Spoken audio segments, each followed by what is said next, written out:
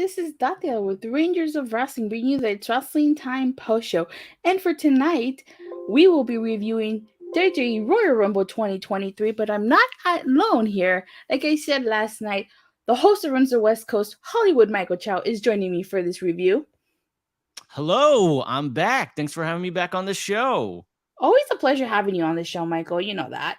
I know, and I apologize. I was not yawning at the beginning of this episode because of your fantastic intro. I was yawning because, spoiler alert, that Royal Rumble was very lackluster and boring. Sorry to jump straight into it, but that was not the Royal Rumble I was looking forward to.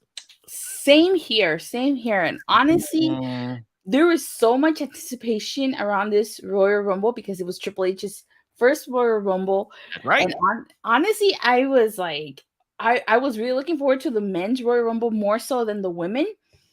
But I feel like the matches ended up being the opposite.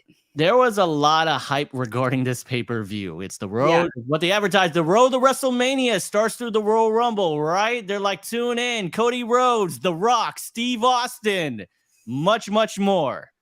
Exactly. Not a lot of what I just said happened, spoiler alert, but that just proves how lackluster this show was. Wasn't the worst Royal Rumble I've seen, but the hype surrounding this pay-per-view, it wasn't as good as I think you can agree, me and you and a whole bunch of fans thought that we were going to get. So exactly. A little letdown.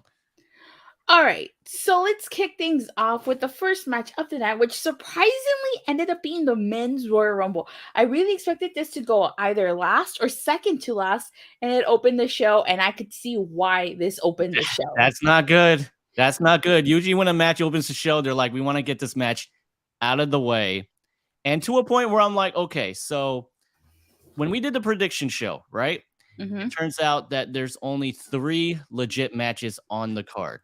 Not including the Royal Rumble, but so 3 legit pro wrestling matches. So I'm thinking, okay, these matches are going to go long. There's only 3 matches, so whatever this pitch black match is has to go at least 40 minutes, right? So it's when I saw that the men's Royal Rumble match was starting off, I'm like, okay, I don't think one guy who's been a huge bunch of hype, the Andrew Garfield of the WWE world, I don't think he's showing up tonight because there is no way that someone like Dwayne Johnson, who can command $20 million per picture, is going on first, unless he needs to go somewhere. He's like, hey, I need to go be on the next plane out. Exactly. I need to be on the next plane out to do some stupid movie or some stupid interview I got to do with Kevin Hart. I don't know. I'm sure. And he's like, I got to get out of here. Maybe for Brock Lesnar.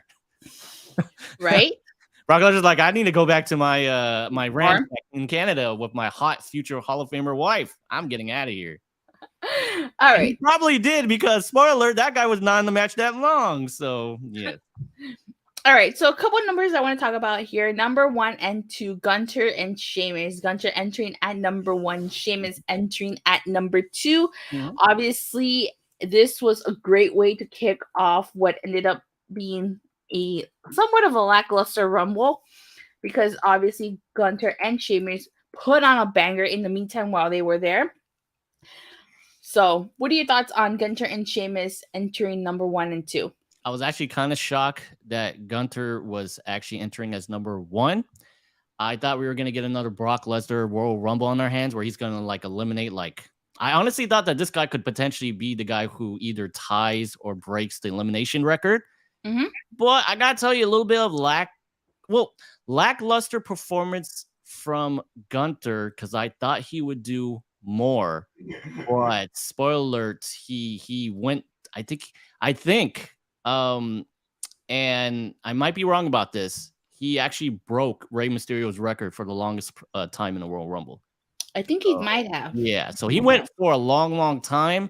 But as far as what he brought to the match other than time, as far as how long he was in the match, he didn't do as much as I'd like him to have done. Okay, fair assessment. So, number 7, Karrion Kross. Oh, man. I feel like Hold on. For Karrion Kross, I need to get a certain sign. Hold on real fast. Okay. Well, Michael Chow is getting his sign. I have to say it, like, oh, you're back so fast. I am back. I knew exactly where this was. And for those who have seen me on the show before, I had to get out the dreaded sign for this loser carrying Cross. We're talking about Datila. I think you stopped watching when Karrion Kross came to NXT, but he was undefeated in NXT until he had to drop the belt because he was juggling the main roster and NXT at the same time. So this guy only lost a total of one time in NXT. And then he dropped the belt to Samoa Joe. And then Samoa Joe dropped the belt a week later because of injury. I mean, that the whole thing was cursed. And man, this guy's been losing a lot. I mean, I talked about this during the prediction show. This guy came back red hot. He like beat the living ish out of Drew McIntyre. He pointed at Roman Reigns. He put that, time capsule, or at least Scarlett did in the ring. He's like, you're next. Your time is up. I don't even think they've done anything with Karrion Kross and Roman Reigns since then, have they? No, I don't think they have, right? So it's like, I don't know. He was never a good wrestler in NXT, which is actually quite sad because he did wrestle on the independent scene. So what did he actually improve on? And I think Triple H is starting to see his investment in Karrion Kross, and he's pretty much just going to be used as a jobber now. It's sad, but it is true. Triple H, he's not like Vince, where Vince McMahon goes, Roman Reigns is our guy, and I'm pushing him no matter what. Triple H sees Karrion Kross, and he goes, you know what? This is not what I envisioned. He's not Roman Reigns. He's not Brock Lesnar. And I got nothing else for him, but I don't want to fire him. So maybe I can get some other use out of him until unfortunately his contract is up. I don't think they're keeping Karrion Kross. They can salvage it by sending him back to NXT, which is what I think they should do. But other than that, on the main roster, Karrion Kross is pretty much sunk in the water. He's done. I have to agree with you. Karrion Kross, a very abysmal performance in this Royal Rumble. He entered at number 7, and he was eliminated by Drew McIntyre, who entered at number 9. So that tells you how short time he spent on here. So not second eliminated. Yeah, second after The Miz of all people. Jeez. So not a good showing of performance by Karrion Kross. No. I was expecting him to at least get maybe 1 or 2 eliminations. Maybe, last at least about 10, 15 minutes, but totally abysmal. I think he's done. He needed something very big in this match, and he didn't get it. Eliminated second. He was barely in this match. I mean, it was pretty bad because they tried to do this cool spot where he went toe-to-toe with Gunther, and then Gunther just literally laid him out. Like, it wasn't even funny. They tried to go toe-to-toe with each other, and then Gunther just put him down. So I was like, oh, well, he's finished. Yeah. As soon as Gunther put Karrion Kross to the mat, I'm like, well, that's it. Just eliminate him. He's done. Exactly. So I have to say both Xavier Woods and Kofi Kingston enter this match, and there's this one spot, I'm not sure if you caught it, where everybody's down and they're just looking at each other like, like they're ready to go at it. Did you catch that? I did. I mean, they do it before, and then yes, they always advertise the Royal Rumble, everyone for itself, but logically, and I think one of the commentators brought it up. It was either Pat McAfee, who, by the way, if you didn't know, returned tonight, or Corey Graves. They mentioned the fact, well, why won't they do this later? You know what I mean? Wouldn't it make sense for a tag team to eliminate everyone and then fight each other? But they decided to do a stare down. They did this weird roll, and they started patting each other's butts. It's the New Day. No Big E. That was kind of disappointing. And by the way, Big E was backstage tonight. The mere fact that they couldn't at least let Big E accompany them to the ring is actually quite sad. Yeah, I definitely do agree. And I don't think I was not expecting to see Big E in this match at all because he's still not medically cleared to compete. I think he's going to get more exams done in March. Yeah.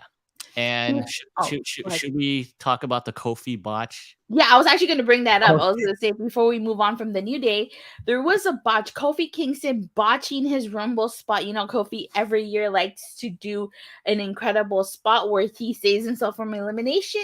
He botched that here. He landed on the chair, and the chair fell with one, but If you notice, one foot was on the chair. However, we never got any further update on this. We don't know if he was actually eliminated. He didn't re-enter the match. I think he was quietly eliminated from the match in general after this botch spot.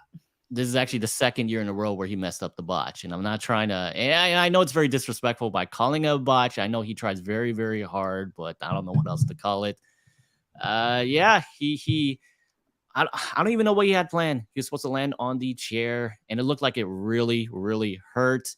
And then the commentators try to plug the fact that only one of his feet actually touched the floor, and then they could just quietly just never refer to it again. Yeah, he was extreme. Yeah, he botched, and unfortunately it cost him.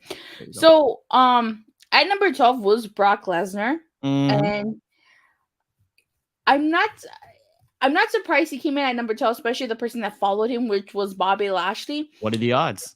Right? What are the odds?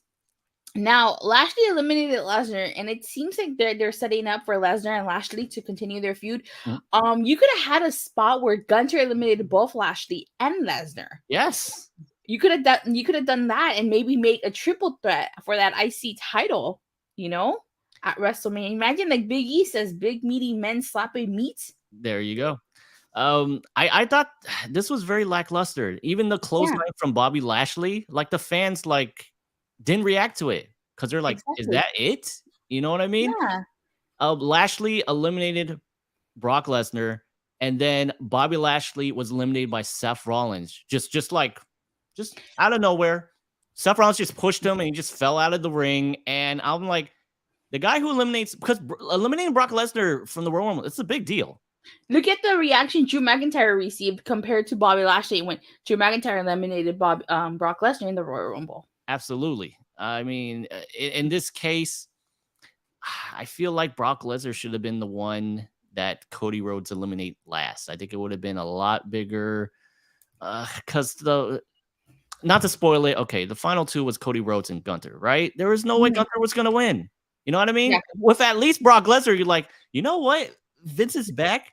Maybe Brock Lesnar might win. You know what I mean? I like Rumbles where it's like, who might win? You know what I mean? That's why I'm like, I know why they didn't do Cody Rhodes and Sami Zayn last, but it's the type of thing where it's like, maybe Sami might win. I like a Rumble where I can't predict who's going to win. But let's face it, Gunther was not going to win. Brock Lesnar had a better chance, and I think he would have made a bigger impact other than Gunther. Even Logan Paul would have been, spoiler, guys, even Logan Paul would have been a better pick for the last one eliminated. You know what I mean? Yeah. Because Logan Paul, honestly, they're in LA. We'll get to Logan Paul. We will get to Logan Paul. So the Street Profits wearing a Spurs attire. Did you catch that? They were wearing the Spurs attire. I did not catch that, but I do know that they do. They have changed up their ring attire, right? It's more of it's basically Shorty G. They're doing a Shorty G basketball theme. Probably because Triple H thinks he's cool and he goes, "Oh, black people play basketball." I'm not trying to be racist, but I can pretty much picture Triple H going like, "Why don't you guys put on basketball gear? Because black people play basketball." No, Brett says no. Gunther was correct choice to be in the final two. Oh, Brett, okay. I don't know about that. Well, it's not the worst. Like, I don't hate the fact that Gunther was the last one to be eliminated. I think it would have been a bigger impact if they were trying to make him strong because there were rumors. Yeah, I think it would have made a bigger impact because there were rumors going that Gunther was going to maybe fight Brock Lesnar at WrestleMania for the Intercontinental Championship. But as soon as Brock Lesnar's like, I'm not taking that chop, pretty sure they nixed that match. So we'll see. I guess we still got time to build toward that. So one performance I was disappointed by was Santos Escobar, who entered at number 10.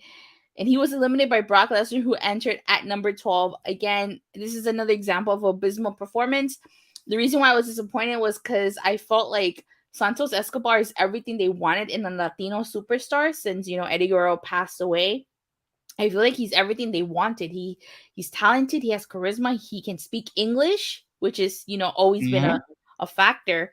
And he just did not deliver in this Royal Rumble, and I was extremely disappointed by how quickly he was eliminated. I really don't know where they can go with Santos Escobar, really, because he already has his own team, so it's not like he can revive his own career by going like, well, I'm going to create my own team, right? He has a team. He was freaking Iron Man of the match, and now holds the record of being in the Rumble the longest. Yeah. Once again, very true. But I would feel more comfortable if they did a better job of booking Gunther in general. And I know he's the Intercontinental title, but I really kind of want the Gunther from NXT UK. I want Walter, all right? Because Walter was an absolute beast.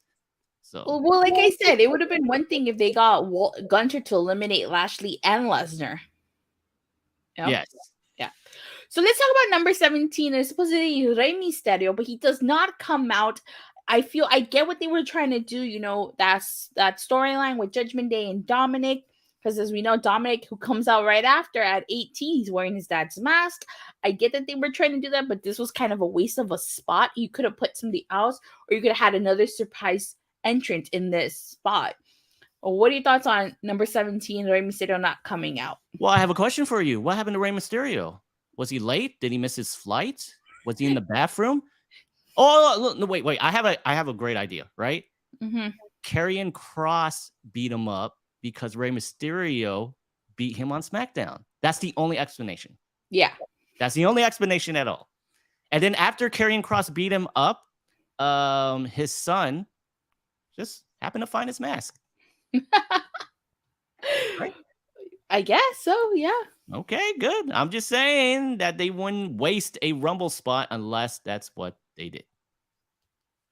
Oh, I think they did. I think they wasted a Rumble spot. Oh, man. All right, number 24. I think this is the one we should talk about. Number 24, Edge returning to the Royal Rumble. Now, he eliminated Damian Priest and Finn Balor, but yet Balor came back because remember, there's no DQs, no disqualifications in the Royal Rumble. He came back and he eliminated Edge. So another short performance in the Rumble. However, this was more storyline driven. As you see Rhea Ripley coming out, she kicked Edge, and then Beth Phoenix attacking Rhea Ripley. What are your thoughts on this whole angle and Edge being number 24? I predicted it. I knew Edge was coming back. I knew he was going to eliminate most of the Judgment Day. I expected Beth Phoenix to come out during the Women's Royal Rumble. Same. But maybe they ran out of spots, so, it is what it is. So this must be setting up, I assume, setting up something for the Elimination Chamber. I think that too. I think that too. Okay, so before we get to number 29, prior to this, Gunther eliminated both Sheamus and Drew McIntyre. Honestly, Sheamus and Drew McIntyre worked really well together in this Royal Rumble match. I thought they made a fantastic team, and I feel like they were pretty much, I guess you can say, the dominant ones in this Royal Rumble. They had a really good performance. Your thoughts on Gunther eliminated Sheamus and Drew McIntyre? I think they played way too much on them trying to save each other. And it got to a point where it was almost kind of comical. It got to a point when they were kind of like, no, this is Drew McIntyre, a guy who is a former WWE champion, a guy who eliminated Brock Lesnar from the Royal Rumble, was a former Royal Rumble champion. And they obviously have nothing for him right now, which is quite sad. They have no direction for Drew McIntyre. Maybe going against Gunther at WrestleMania. I have no idea, but it's just them saving each other, knowing the fact they're longtime rivals. And I know they're really good friends in real life, and I think Drew McIntyre was one of the best men at Sheamus's wedding. He was. But, it just, it is what it is. These are two former Royal Rumble winners, Sheamus and Drew, two former WWE champions, and yet when Brock Lesnar got in there, for some reason, these two accomplished superstars could not team up to take down Brock Lesnar. Yeah, I know, right? That is, I don't know why that was the case. He should have been able to take down Brock Lesnar. I don't know. Who booked this match? Is Shane McMahon back? Shane back? Oh my God. Okay, number 29, Logan Paul. Uh-huh. I was actually surprised by Logan. Are you drinking his energy drink? No. Yes. I've never drank this before. Me neither. I saw Triple H do an interview, and he said he did not like it. I've never had this before. He didn't even know that this was Logan Paul's drink, but for your show, I will try Logan Paul's chug, crappy chug. Chug, chug, By the chug. way, if you get a cease and desist letter from Logan Paul's team for me calling this a crappy drink, I apologize. But if Triple H can say he doesn't like Chug, it. chug, chug, chug, chug, chug. You guys, tell Michael to chug, chug, chug, chug. Okay. This is not bad. This is not really? bad. Yeah, it's not bad. Does this actually contain everything it says? I have no idea. I can see why Triple H may not like it. It's quite fruity, but other than that, let's talk about the guy who owns this company or says he owns it. I don't know. Okay, so number 29, Logan Paul. Was not expecting Logan Paul to I was not expecting Logan Paul either. I was not expecting Logan Paul. And it came, I have to say, it came quite as a surprise that he was in this match. Mm-hmm. I was not expecting him at all. But my favorite spot in this match was that spot that he did with Ricochet when they collided mid-air. I just thought that was probably my favorite spot. Huh? The double springboard, yes. Yeah, the double springboard, yes. Credit to Ricochet. They had to time that perfectly. Ricochet is a very talented guy. You can totally tell that Ricochet really knew what he was doing and had to time it perfectly. And kudos to Logan Paul. I understand why people don't like him. I mean, you're a YouTuber. I'm a YouTuber. We understand the controversy that went down. But he has a lot of potential. He pointed at the WrestleMania sign. He's leaning toward being a heel. He knows what he's doing. I could see Logan Paul, honestly, being as big as The Miz. I really can. He's a young guy. Talented guy. Oh, sorry. No, go ahead.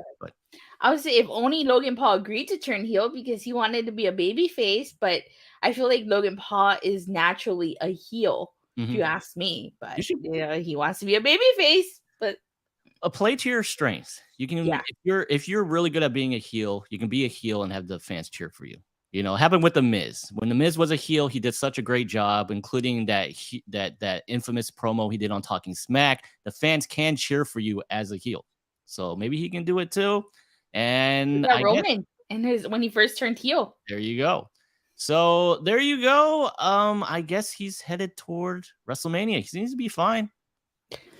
Oh, before we talk about number 30, we skipped one that I wanted to talk about. Number 21, Booker T. Oh, can you dig it? From Texas's own Booker T. And he got eliminated pretty quickly. He just came and did the spin-a-rooney. Poor Booker T. He's in fantastic shape. I think he could have done more.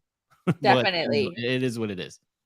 So number 30, I was like, we all knew who it was. Once Logan Paul came out, I was like, we all know who number 30 is. There's no other ands or buts about it. We know who number 30 is.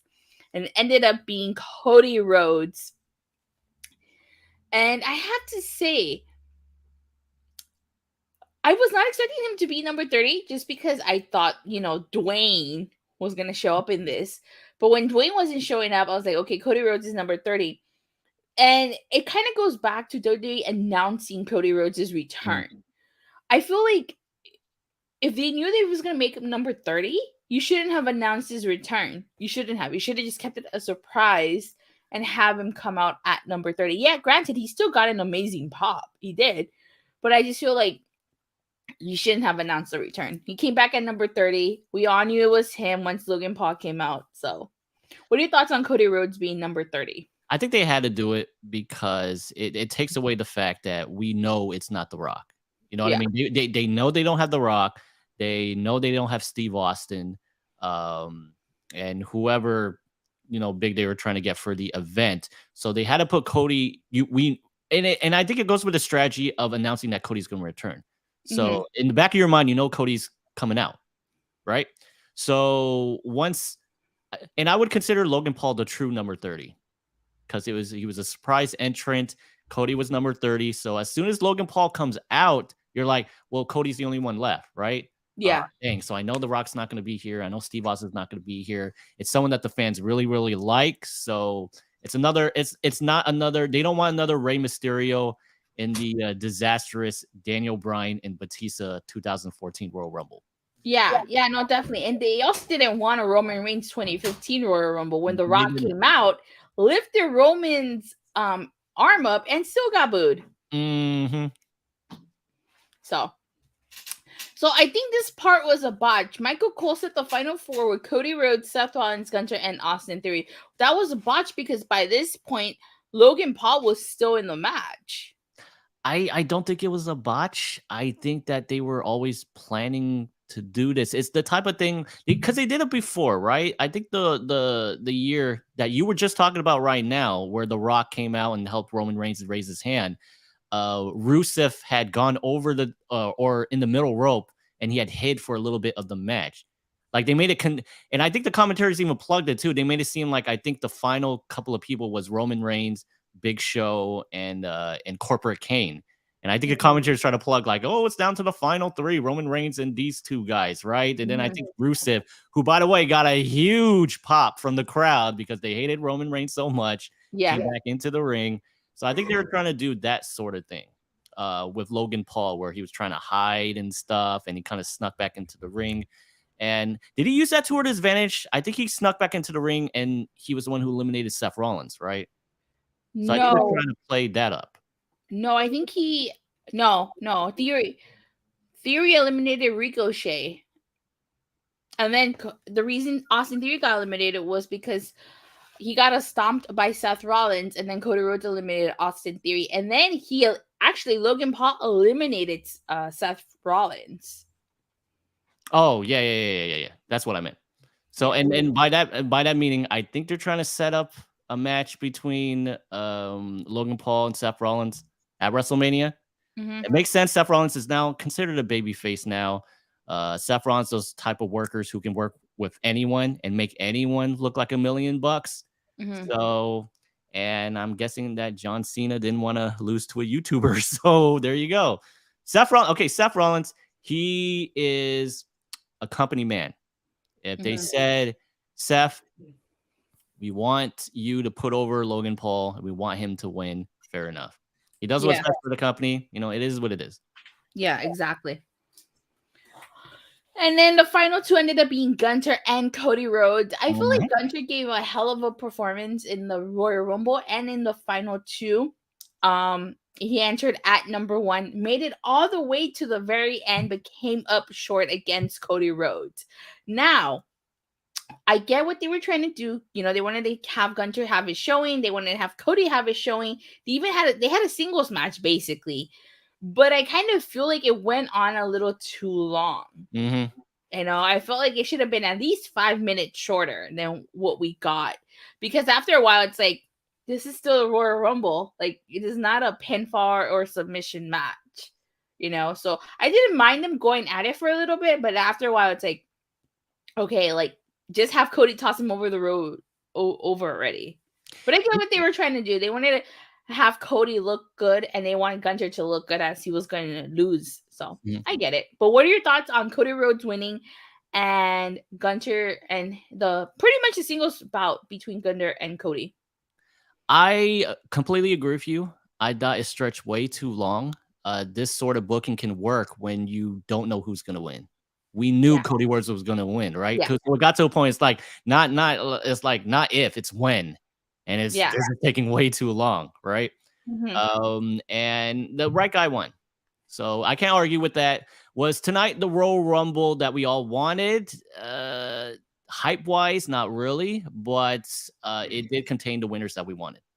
Exactly. We all wanted Cody to win. If not The Rock, I would have been perfectly fine with Cody, The Rock, or Sami winning. Sami wasn't even in the match, which I was quite surprised. No showing from the Bloodline in here. I think I texted you and I said, hey, even Solo Sikoa's not in this match. Yeah, you did texted me. No showing from the Bloodline in this Royal Rumble, so, you know, it is what it is. Cody won. It's the person who we wanted to win, so fair enough. Yeah, not true. So my final thoughts, I have to say, I feel like this Royal Rumble was more storyline driven than previous Rumbles. So I do appreciate that. And I guess you can say that maybe we as fans are spoiled a bit because we always get surprises. We're always expecting surprises. We have to appreciate or admire Triple H for using the roster that he has and relying on the roster that he has. There were maybe 3 surprises, Edge, Booker T, and Logan Paul. But aside from that, it was a majority of the roster, which I feel like the Royal Rumble, since it's the road to WrestleMania, you used your roster. You built those stars. You give them their spots and their moments. But yeah, you maybe have one or two, maybe three at the most veterans. So what do you think about that? Do you think we are spoiled and we just expect too many surprise entrants, that this Royal Rumble match, where it was mostly storyline driven and mostly the roster, we just were let down by that? I can understand what you're talking about, and I totally respect that, right? But at the end of the day, the Royal Rumble is the road to WrestleMania. It's a huge event, and I felt like what we got tonight was just a huge over-the-top World Battle Royale that we could have just seen on Monday Night Raw. I understand he wants to use all of the superstars. Did I need to see surprise entrants? Not really. But the Royal Rumble is known for like being this spectacular match. I didn't feel like there were a lot of spots. I'm not saying like I'm a spot monkey where I really, really needed it. Brett said, I got words to say about this Rumble. Okay, so do you want to join us then, I guess? Should we ask him? Would you be okay with Brett joining? Of course, I love Brett. Aw. Yeah, Brett. Get the camera, get the stuff ready. Come on to the on the show. I have to send him the link. If he says yes, I'll send him the link. I hope Brett gets on before the Women's Royal Rumble, because I got to tell you right now, not a lot of NXT showings. Actually, zero. The only NXT showing they got tonight was in the men's was Booker T, and that's a stretch because he's the commentator for NXT. Okay. Hold on. He wants to join. So, start the next match, which is something that you have on you. Oh, I actually, so I have some future predictions on where I think some of the stuff is going. Okay, go ahead. Talk about that one. All right. So I already talked about it. Seth Rollins versus Logan Paul at WrestleMania. Obviously, there were rumors that they were going to do Logan Paul versus John Cena, but obviously something fell apart. So I think Seth Rollins is a great guy to put over Logan Paul. Great work. And can make anyone look good. Cody Rhodes versus Roman Reigns. I think that's very predictable, right? Yeah, I think so. He's the only champion. He can't pick the Raw champion, can't pick the SmackDown champion because they're both one and the same. And then the last one I have a prediction is Brock Lesnar versus Bobby Lashley. They're going to be in LA. It's very celebrity driven. So Brock Lesnar versus Bobby Lashley in the fight pit with former UFC champion Daniel Cormier as the special guest referee. Oh, I like that. There you go. And Brock Lesnar in real life has issues with Daniel Cormier. So how they decide to do this, it's actually quite exciting. So there you go. Ooh, I like that, Michael. I really do. And you mentioned we're about to talk about the next match, and guess what I have along with Logan Paul's drink? Mountain Dew Pitch Black presents. That has to be the Pitch Black drink? It is the drink. Mountain Dew Pitch Black. Send the check over to Datila at Rangers of Wrestling for this sponsorship. So there you go. And while we wait for Brett to get on here, I'm going to do a taste test. I've never drank this before. Here we go.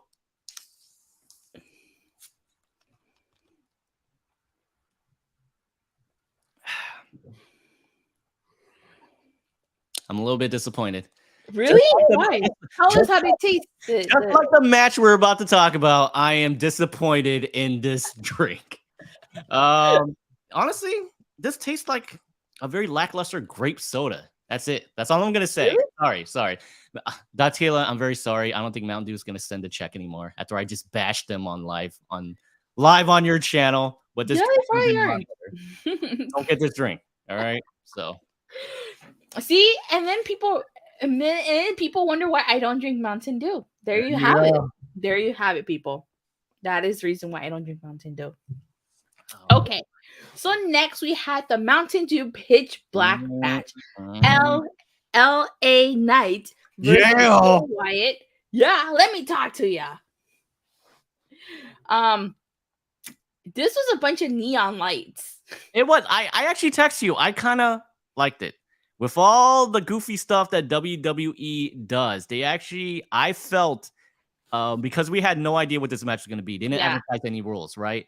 I think they said at the beginning it was no DQs, anything goes. Mm-hmm. Yeah, you texted me that, and I'm like, okay, well, there you go. So they got to do something different. And I thought the neon stuff was actually pretty cool. I thought so weapons too. Quite well.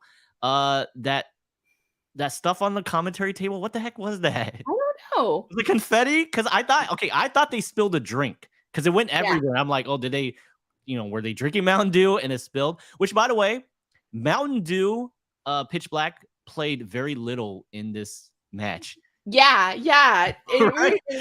Although, you saw the logo. You saw the logo. We Mountain Dew. saw the logo, but during the prediction show, you and I came up with ideas. I think I came up with a stupid idea where Bray Wyatt was down. He was going to drink it, and then he was going to stand straight up like The Undertaker. I thought maybe LA Knight would drink maybe the drink and spit it in the face of Bray Wyatt. But there was very little Mountain Dew, actual legit Mountain Dew in this match. So right. No. I will say I did like LA Knight and Bray Wyatt's attire. They glowed in the dark, basically. I thought that was pretty cool. Really, really cool. I should probably let's see here. I got some notes on this match. So Bray Wyatt's it's his official first match back on an actual TV. For people who might comment in your comment section saying I'm wrong. Well, he did do a couple of house shows. Yeah. So Bray Wyatt did do a couple of house shows. I think I saw a photo of him against Jinder Mahal. The Fire Fun house characters, I think I told you they appeared during his entrance and then they appeared at the match. Good thing you caught that. Let's see here. And it was the shortest match of the night. Datila, it gets marked at 5 minutes, 5 seconds. Oh, hold on. I think that's Brett joining us. Yeah. It's me. I'm sorry, I need to get my headphones on so that way I don't have echo. Yeah. Yeah. Yeah. Let me talk to you. Oh boy. Hello. Oh my God. My camera is not facing you. What? Wait, really? Well, not anymore. Now it is. Wait, I need to get higher because I'm like my face is in the bumper and wait, that's wrong. Hold on. Come on. There we go. Ha. Woo. I'm here. I'm here to talk about wrestling. Okay. Yes. Okay. Well, we're on the pitch black match, so that's where we're gonna start. So let me go first, and then we'll just go. That's fine. We'll just go down the line, down the road. Okay. So I was expecting more from this match, I guess you can say, especially when they said it was no DQs, anything goes. I was expecting them to at least use some type of weapons. I know they used a barricade in the announce table. I was disappointed by the fact that LA Knight really didn't get a lot of shine in this match. He was dominated by Bray Wyatt. I know we did see a kendo stick, but that was pretty much it. I was kind of disappointed. Bray Wyatt was victorious, so after he hit the Sister Abigail to LA Knight. Michael, your thoughts on this match? This was a sponsorship match, and it totally shows because it was the shortest match of the night, 5 minutes. They just wanted to get it over with. It was Sister Abigail out of nowhere. They were like, "That's enough." Yeah. Mountain Dew is probably paying us $5 million. That's enough. That's all Mountain Dew is gonna get. Give it to Sister Abigail. And I actually texted you too. I said, "Hey, this match isn't half bad. It started out strong, and then it kind of just suddenly ended." Which was a little bit disappointing. I'm a little bit confused now because I thought they were going to do Bray Wyatt versus Uncle Howdy, which they probably might still do at WrestleMania. But then Uncle Howdy believed and helped out Bray Wyatt in this match. So I'm like, where is this going to go? Are you sure that was believe and it wasn't another coast to coast? Oh, yeah. Shane McMahon's back. That spot, I was confused by that. It was all right, Brett. What were your thoughts on this pitch black match? Okay, so first, I have tried that Mountain Dew. I have drank already 3 of those today. I love that stuff. It's great. So there's that. So you guys hear me, right? Yeah. Awesome. Okay, great. Yay. So the pitch black match. Yes, it's a promotional match, and I actually really liked it that they didn't kind of explain what the match was. So we were like, oh, again, you guys in the predictions were like, oh, is it pitch black as in like you can't see anything or like it was really, really cool. So like LA Knight does his normal entrance, Bray Wyatt does his normal entrance, and what I really liked after, because I'm like, okay, so they're gonna leave it like this, but a big spotlight on the ring. And you're just going to have the fireflies like the fans have their phones on. What was really cool is that they went to full like floodlights. They filled the stadium. And then everything went to black light, which looked so cool. LA Knight was wearing like the neon tights, so you knew what he looked like. And then you had Bray Wyatt just have all of this like whatever makeup on, which he looked like a demon, and it looked awesome. And LA Knight, like, look, this whole match was more angle than match itself. And really, this needed to be Bray Wyatt just running the gambit on LA Knight. LA Knight throughout for months, and what LA Knight's strength, he is a fantastic wrestler. I've seen him wrestle in the NWA and Impact and so on and so on. But his absolute greatest strength is him on the mic. So he's been like hounding Bray and all this kind of stuff, and you saw all the great promo stuff. And you get the match, which was like about somewhere between 5 to 10 minutes. No, 5 minutes. Michael, it was 5 minutes. Okay. So it was 5 minutes flat. Okay. But really what made it more interesting was what happened after. It was the, even as he walked down, you saw the people who was Mercy and Sister Abby and, Huskus and so on and so on. And then you had that crazy, like, that just fall, that like just jump that from Uncle Howdy. Again, what makes this story, what I am excited to see from the story, it is that whole like, whoa, wait, Uncle Howdy did his Sister Abigail to you, Bray, but then he jumps from the top scaffolding and pretty much kills LA Knight. So I am excited to see what the next part of the story for Bray Wyatt is. This promotional match, because we've seen like this match is sponsored by Army of the Dead. That was that terrible Thunderdome match. We don't talk about that Thunderdome match. That was terrible. We don't talk about it because it was terrible. But I'm bringing that match up to show you what not to do. And the pitch black match, this is exactly what you do. It's really it's a gimmick. It has the big Mountain Dew pitch black like lights on the ring because that's what they paid for. But the match is about the story. It's about what is happening. And it's really cool. Like, you could see everything. That's what I really liked about it. You could see everything that was happening. It was all under black light, which was so smart. I've never seen anything like that. That was just so genius of Triple H to do. That's what I loved about that. I still have words about the men's rumble, but I will come back to that. Yeah, well, because we moved past that. I'm aware, but I got words to say about that. Well, you can say your words at the end when we recap it. That's fine. I'll get there. Okay. So I will say this though. I thought this match needed something, and I gotta say I'm a little bit surprised that there wasn't a cameo appearance by Naomi. I mean, it's Glow, right? So you see Naomi just walking by, like there she is. Why would you do that? That doesn't make any sense.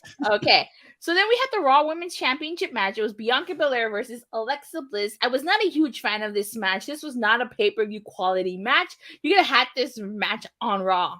Mm-hmm. Honestly. Bianca Belair ended up winning this. No surprise there. But I just did not like this match. I felt like this match kind of, this pay-per-view, I felt like at this point it was like, okay, something needs to happen to pick up this pay-per-view because did not enjoy this match. I guess the biggest talking point was what happened at the end. You see Uncle Howdy appear on the Titantron and ask Alexa, do you feel in charge? And that was pretty much it. So, Michael, what are your thoughts on this match? I totally agree with you. It's a good Raw match. I have it booked in here. 7 minutes, 35 seconds. So, there's that. The message at the end, this was to get what we got in the Mountain Dew Pitch Black match, and then just to get a simple video message after this match, I was expecting more. I was expecting more. I think I told you during the prediction show, I thought Alexa Bliss might win, and then I don't see Alexa Bliss going into Mania as the champion, so I thought maybe she'd give the title back to whoever champion they need to go into WrestleMania. But I was really hoping Alexa Bliss might win with help from Uncle Howdy. But we just got a video message. Where's this going? Where is this going? I mean, Yeah. Wait a minute. Speaking of predictions, I'm 3-0 so far, Michael. So I know. prepare yourself to watch Impact. Yeah. That's because she talks to me about them. There you go. Well, here's the thing. Predictable. We know where this is going, but it's stretching too far to a point where I'm losing interest. You know what I mean? Yeah. We know where this is going, so let's get there. Are you talking about with Bianca Belair or? No, with Alexa Bliss. Okay, so I'm sorry, I interrupted. I didn't mean to. Oh no, I mean that was pretty much it. We know where this is going. We assume that she's gonna join him, but it's like they're really stretching it to a point where I'm kind of losing interest. So maybe we should, when is she officially gonna join? I mean, so first about the match, this was the cool off match because you had the men's rumble, you had the pitch black, and then you had this. This was the cool off match. Is this you could have thrown this on Raw? Sure. But like giving Bianca and Alexa their time on a pay-per-view is good. There always needs to be a cool off match in your show. That's always with how booking is, whether it's WWE, Impact, New Japan, AEW, blah, blah, blah, blah. This was a cool off match. You're not wrong. It was a fine match. It was good. It wasn't Did we watch the same match? You said it was good? I enjoyed it. I didn't. Well, the thing is, Alexa Bliss and Bianca are great wrestlers. Again, this match was more angle than match. I don't mind I thought Alexa was winning too because I'm like Bianca feels a bit more like has the Jade Cargill effect happening where like in AEW Jade is it just feels like she's like fighting other women just to kind of as a holding pattern until Chris Statlander comes back from injury so Chris can take the belt off of Jade. It kind of feels the same way, but I don't know who would be the person to take the belt off of Bianca. But there wasn't enough build that the build for this match was from like Christmas to now. Which I feel there could be more to build. You could probably do Alexa Bianca at Mania if we don't need to see that match again. They're great wrestlers. I don't know. I mean, again, I don't know who would be the right choice. But the thing is that I think why you guys are like, okay, where are we going? It's for me, I don't even know. I don't know where is Alexa going to join Uncle Howdy, or is what she's saying that he has no control of me? Is that true? All this kind of stuff we don't really know. Again, it was more angle than match.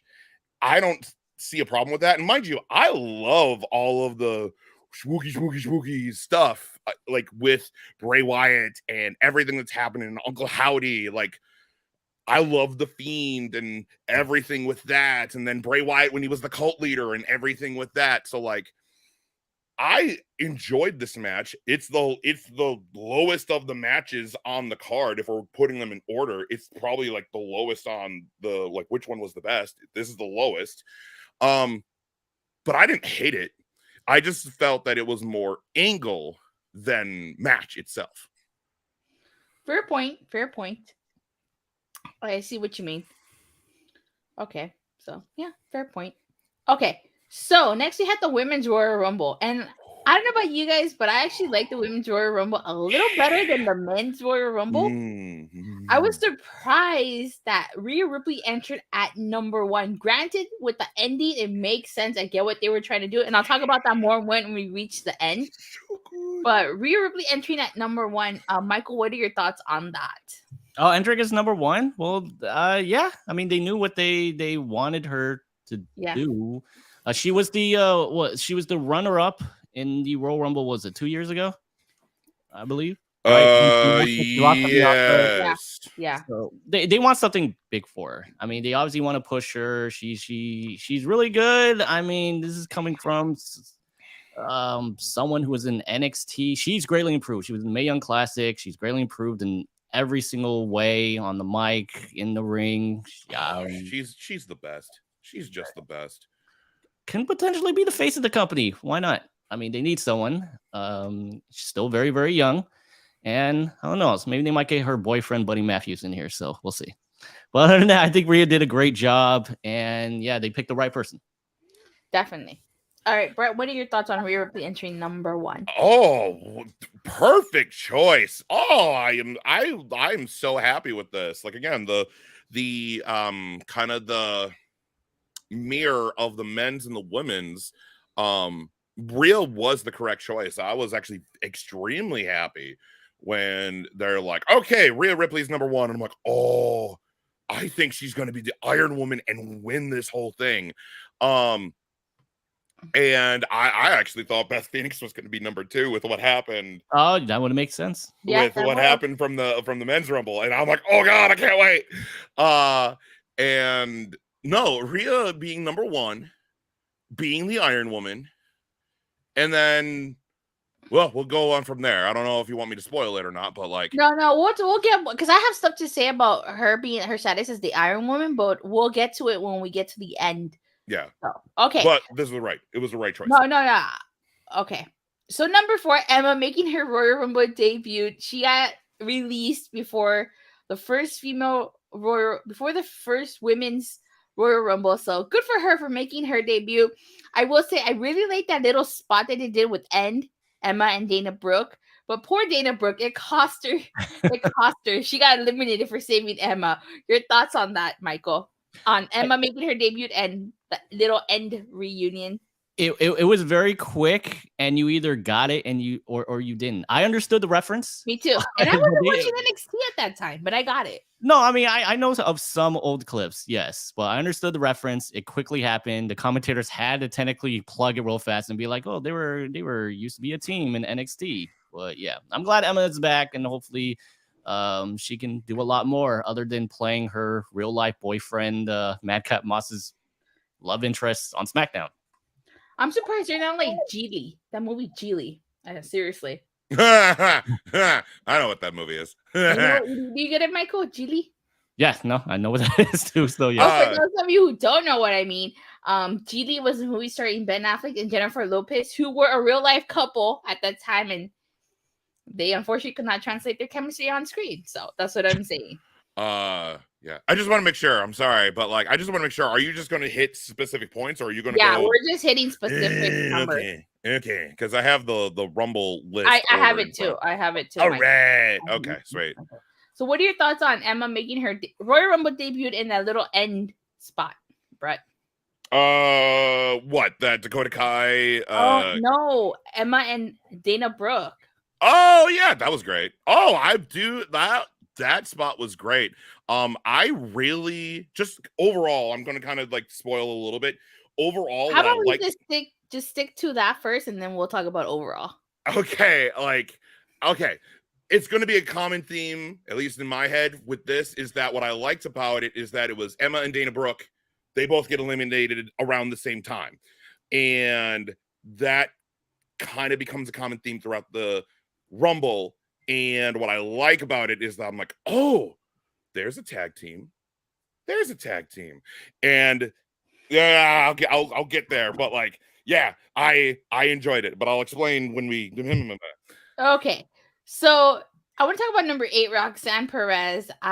Did you see Roxanne Perez entering the Royal Rumble, Michael?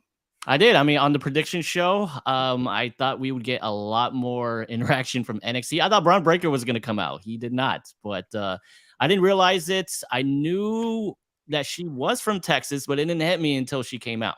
She's from Laredo, Texas, they said. Laredo, Texas. I thought it was a real shame she didn't come out with the NXT title, because I assume a lot of people know her. And then for those who don't, they'll probably be like, who?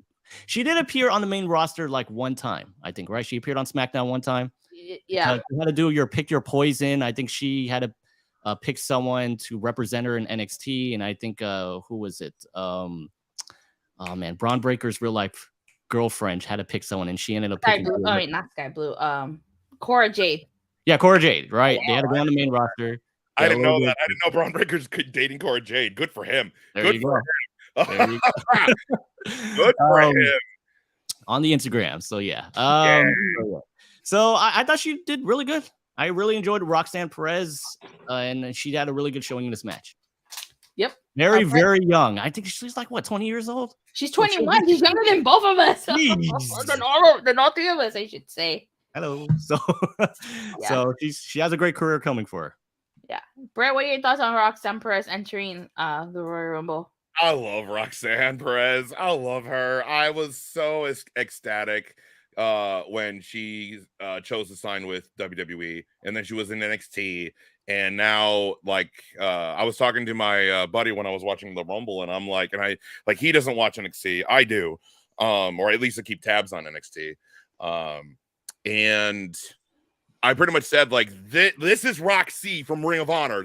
This is Roxy. And he's like, what? And I'm like, yeah. And I love it that Triple H is building the women's division of NXT around her, which is the correct choice.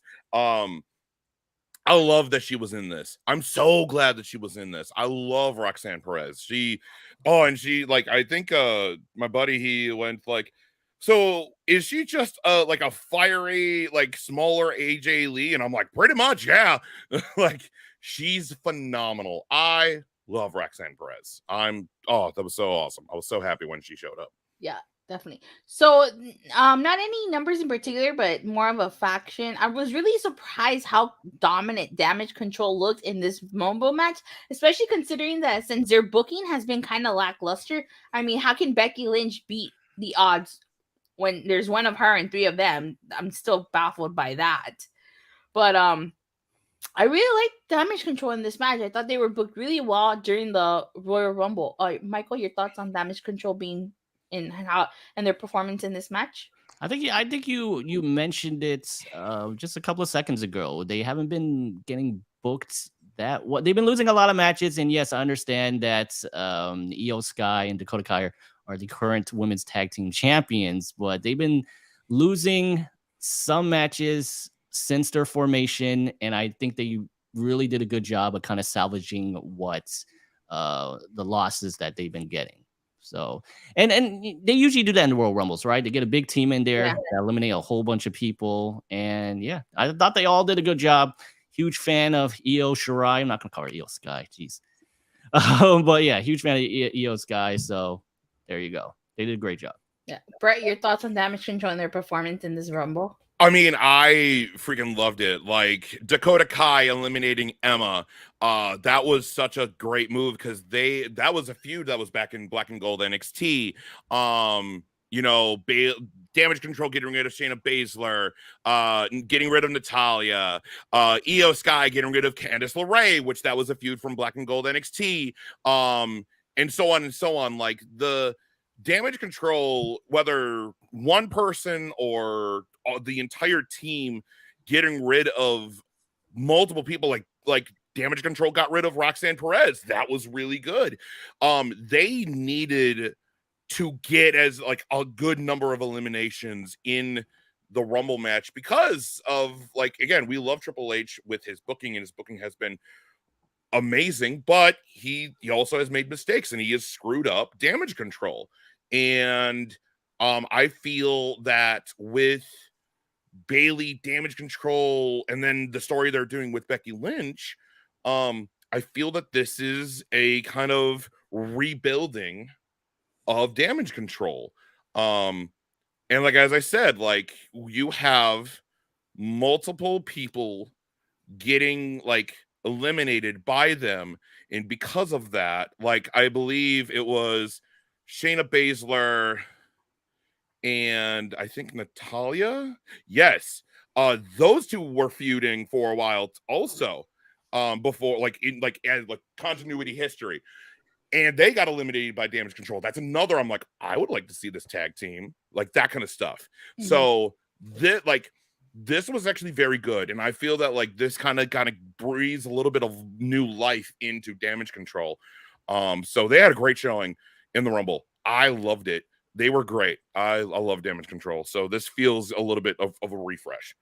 Hopefully their good booking can continue after tonight, though. But next number I want to talk about, it's number 17, Asuka returning to the Rumble with her Kana gimmick. Michael, your thoughts on Asuka's returning with her Kana gimmick? I thought I think it's fine. I don't love it. I don't hate it. I thought Asuka was fine by herself. WWE likes to do this when some stuff gets stale, they try to throw in stuff that maybe superstars have tried on the indie scene. So I don't love it. I don't hate it. I thought Asuka was fine by herself, but we'll see where we go from here. I don't know whether it's like, are they going to do kind of moving forward, or is this going to be a Finn Balor situation with the Demon, where it's like maybe Asuka will bring this out every now and then when she feels like she needs to. So, biggest pop of the night, by the way. So, fans, honestly, biggest pop of one of the biggest pops of the night. Asuka's such a good wrestler. I would have liked to have seen maybe something more from her and Io Sky, but hopefully there's a match between the two down the line. Tease. That's what it's about. It's all about the tease. Like, I love the Kana. I love all of it because I watch a ton of wrestling, too much for my own good, probably. But yeah, like that was great. And like the thing is, now when you said Finn Balor with the Demon, are you talking about Finn Balor in Black and Gold NXT or on the main roster? Let's go with NXT. Okay. We still don't know, by the way, who destroyed that turnbuckle spot when he took on Roman Reigns. It was God. It was God. Didn't you hear Corey Graves? It was God. So stupid. So stupid. It's not the stupidest thing they've done, though. No, but I've seen far stupider things. But no, I don't think this is like, mind you, Finn Balor with a Demon thing when it was in NXT Black and Gold. That's Finn Balor playing mind games with his opponents, and he did that a lot even in New Japan as Prince Devitt. Vince McMahon didn't know what to do with him. That's why they screwed the entire thing up. Triple H is booking this, and Triple H knows, like, he watches New Japan. He's a wrestling fan. I even heard, or I believe there was a report or something said that like when Asuka returns, like she's going to be doing the Kana gimmick. Like that's the new look. That's the constant now. I was happy Asuka's back. She had a great showing, and it was awesome, and I loved it. So, all right, there we go. It was definitely a good showing. I definitely did like the Kana things. I'm so really happy to see that in WWE. All right, number 18, Doudrop returning as Piper Nevins. This is how you know Vinnie Mac did not book this, because she got her name back. Yes, Michael, what are your thoughts on Doudrop returning as Piper Nevins? I gotta tell you, I would have liked to have had a small little cameo by oh my gosh, I'm totally blanking on her name. Who is her former manager or that person? Oh, Eva Marie. No, I want nothing to do with that. I want nothing to do with that. Come out, and then Doudrop just comes out and totally deck her and just be like, I'm not Doudrop anymore because you came up with that stupid name. Well, K-Fab wise, she came with that stupid name for no reason at all, and she comes out as Piper Nevins. So yeah, right. I thought she did a good showing. I just kind of always thought the reason why, and this doesn't make any sense anymore because she's gonna be. We're gonna talk about her later on in the match. I assume the reason why they let Nia Jax go is because they thought they could just use Piper Nevins for cheaper. So then, well, Brett, what are your thoughts on Doudrop returning as Piper Nevins? I am the happiest Brett that ever a Brett could be. When she came out and I saw the Titantron, like, cause like they didn't like zoom in on her like entering, I just saw Piper Niven and I'm like, yes, finally, like I was so happy. I adore Piper Niven. I love her. She's so good. And no, I disagree. It's not that, oh, we got Piper Niven now. Bye, Nia Jax. No, it's that Piper Niven's amazing. She's a very good wrestler. So I was ecstatic. I was so happy. And like, honestly, WWE does this all the time. They go, yeah, we did this thing. That never happened. Forget about it. It never happened. I am fine with Eva Marie not being there and any of that. I'm so happy. Like, she got injured. She was gone for like months. I think this constitutes this picture. Yes, that's exactly like, who cares? That thing, that story, and that gimmick was stupid. No, that didn't happen. Like, and if they do, they'll just like mention it offhand or something. Like, Piper, this is new This is Piper Niven. Like, she is like brand new. Like, oh, she's so freaking good. I'm so happy. Yes. Oh, love Piper Niven. All right, so I don't know how you're gonna feel about this next one, Michael, but I feel some type of way about this one. I know what you're gonna talk about. I know. Of course you do. Number 20, Chelsea Green, making her re-debut in WWE. And let me tell you something. I feel some type of way because Chelsea Green, before coming back to WWE, was in part of Impact Wrestling, where she was one half of the Knockouts Tag Team Champions alongside her best friend, Deonna Purrazzo. Yep. And I felt like they did her dirty in this match. And not only that, but according to Fightful, Chelsea Green was signed to WWE. She had been signed for quite some time and was still awaiting creative. So the fact that they didn't have creative for her and she made her re-debut at the Royal Rumble and she gets eliminated in a couple seconds, it tells me like, oh, really, what gives? You know, like I said, she was one half of a tag team champions in Impact. She had a great storyline going, something great, and she left and she came back to WWE, and this is what they do to her. Her first day back, when they eliminate her in like what, 5 seconds? The fastest, she makes history, the fastest women's elimination in history. I think she beats I think Liv Morgan of 6 seconds, so she got eliminated in 4 seconons. Yes. Not a good record, but it is a record. So do you have any thoughts on Chelsea Green besides her? Yeah, I mean, okay, so yeah, there's rumors that she's been signed. They just had nothing for her to do. They obviously want exposure for her. They want to say, hey, she is here. We're confirming that she is with us. Here she is. I think it might be leading, and I didn't watch a lot of her when she was in, I don't watch Impact, but I know you don't, but you're going to. You're going to after tonight. This could possibly lead to, she has a character, right? The Mess, Chelsea Green? The Hot Mess. There you go, the Hot Mess. So maybe she goes crazy off the fact she got eliminated. They could basically really rub it in her face 4 seconds and all of that stuff. When she got thrown out, I was more concerned. I was like, please don't break your wrist again. Because she was usually on the main roster. She was in a qualifying match for the Survivor Series team on SmackDown, and she unfortunately got injured. She broke her wrist, and then she was let go. And so when she got tossed out, I'm like, oh my God, don't break your wrist. Don't do it. So, yeah. But she is back with the company. Oh, sorry. Brett, before you go, there actually is an update about Chelsea. Actually, there is some news about Chelsea Green. Fightful Select did report that there have been tentative creative plans for her to play a comedic Karen-type character based on what they've been heard, and she was actually been signed for months. So there you have it. There's tentative plans for her to play a Karen-type character. So like you said, this might lead to that. Not necessarily the hot mess. WWE, I mean, kind of like the stuff with Matt Hardy, right? They can't technically go broken Matt Hardy. So they did woken Matt Hardy. They're going to try and do a version of the hot mess where it's now they're going to try and do a Karen character, which I think she can pull off. She's very good. So, yeah. So first off, I love Chelsea Green. I watched her when she was Laurel Von Ness. Oh boy. Years ago on Impact. Yeah. Years ago. And I love her. I love her. Like, so yes, her whole hot mess gimmick is a callback to when she was Laurel Von Ness. So I want to make sure Fightful reports that she's actually been signed to a long-term contract with WWE, correct? No. What the hell? Were you not listening? I said she had been signed for a few months already. She's been signed for a few months. But so, they didn't have anything creative for her. Yes, but like what I'm trying to understand is that she's been signed with WWE for months, but she hasn't had creative, or they haven't had creative for her.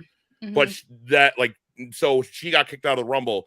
That doesn't mean that we're gonna see her on Impact, months later. She's with WWE. Yeah. Okay, that's what I wanted to make sure about. Okay, so of course, for me being the Impact fan that I am, I was also a bit upset about it. But with her reaction, and they kept the cameras on her for a while when she got knocked out in 4 seconds. If they use it, like if this Karen character that has been reported, that works, then what happened to her in the Rumble actually is a good thing, because they're using it to move her character forward, to give her character to be, she's going to complain about her losing in 4 seconds and stuff. I mean, mind you, Santino Marella lost in 1 second, and he had a whole bit running about how, he lost in 1 second and so on and so on. I mean, there's a whole like running gag on the internet that Curtis Axel is still in the Royal Rumble to this day. Like, because he got taken out before he even entered.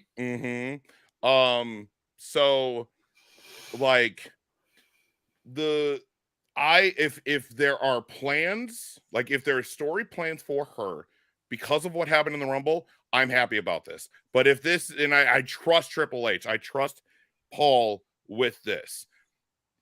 But if they pull a Vince McMahon and like, oh, you got eliminated, and then nothing happens, then I would be upset. But I'm gonna hold my breath and see what happens. But at first I was upset, but if the report is that they're gonna have a character for her, I'm not upset about this. Okay. Number 21, Zelina Vega, just as some character jury. Michael, what are your thoughts on that? I'm not a gamer, so I just thought that was really cool. Michael? She's really good. I especially like the Royal Rumble where she came out as Vega, obviously Zelina Vega. That makes a whole bunch of sense. I immediately knew the character, and then when Michael Cole started plugging the fact that there's going to be a partnership between Street Fighter and WWE, I was like, Michael Cole is reading a script. There is no way Michael Cole knows this much about Street Fighter. What's going on here? He even said the last game he played was Space Invaders. There you go. I thought Zelina Vega did really good. I love the cosplay. On the outside of the ring, she even did a move that Jury actually does in the game. So I liked it. She went a lot longer than I thought she would. And yeah, that's pretty much it. Mr. Gamer, what are your thoughts? I'm so happy. Yes. Okay, so first, Zelina Vega is a huge nerd. Like, huge nerd. She's a huge gamer and all. She loves to cosplay, and she cosplayed as this new character in Street Fighter 6, which I'm really excited about, called Jury. She actually, when she there was a spot at the end. Who did she eliminate? Because she eliminated I think it was Xia Li. Yeah, Xia Li. Yep. Yes, which they did a whole bit where it was like, because Xia Li looked like a Mortal Kombat character.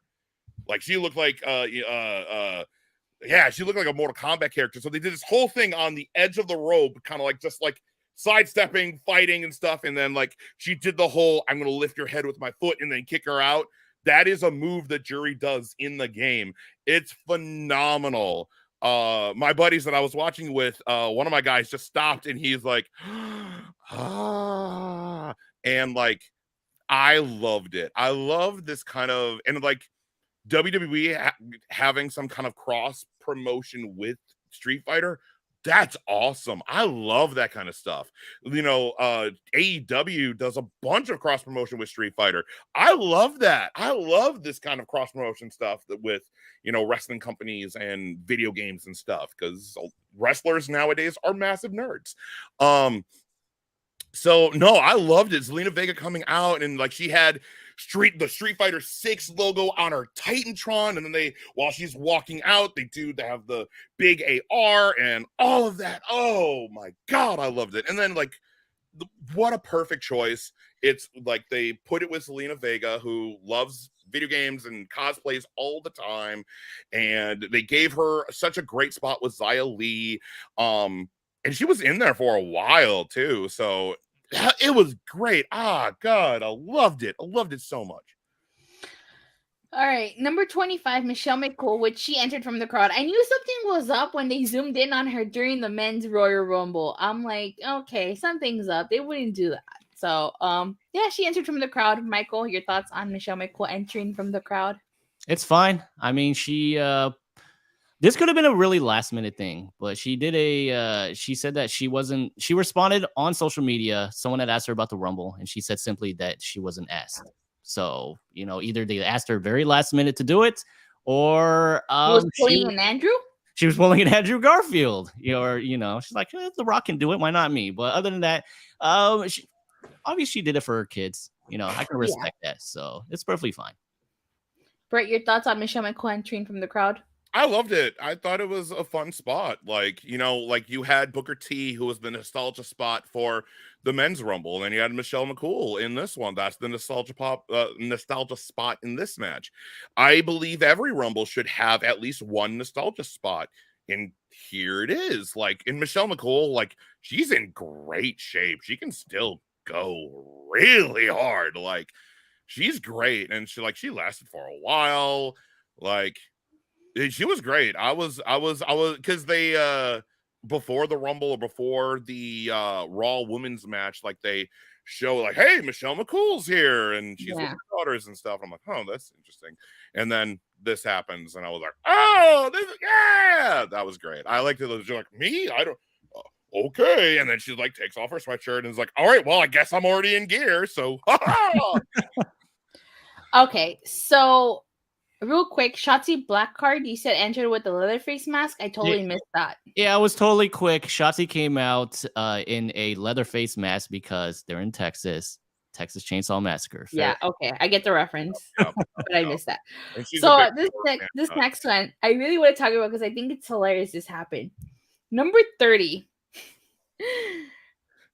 I have to say, this was a botch, and I thought it was so hilarious that it was a botch because this person is known for botching.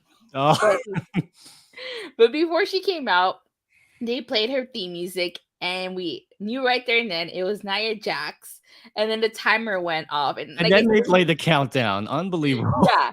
And then they played, and I thought it was hilarious. I don't know if they did that on purpose or if it was legit a botch, but I thought it was so hilarious because they botched her entrance, and she's known for botching.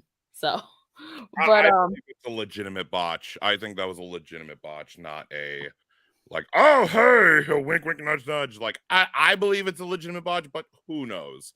Michael, what are your thoughts on that? On the botch or just Nia Jax in general?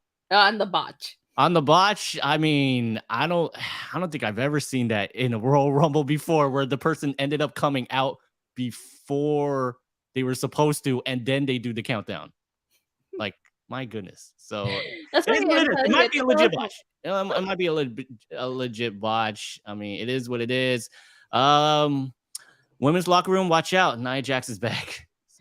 So one spot that I liked was that all the women ganged up on her, and then it took 11 women to eliminate Nia Jax, which we've seen that happen before. I think it happened to Viscera, the late Viscera back in the day, way back in the day.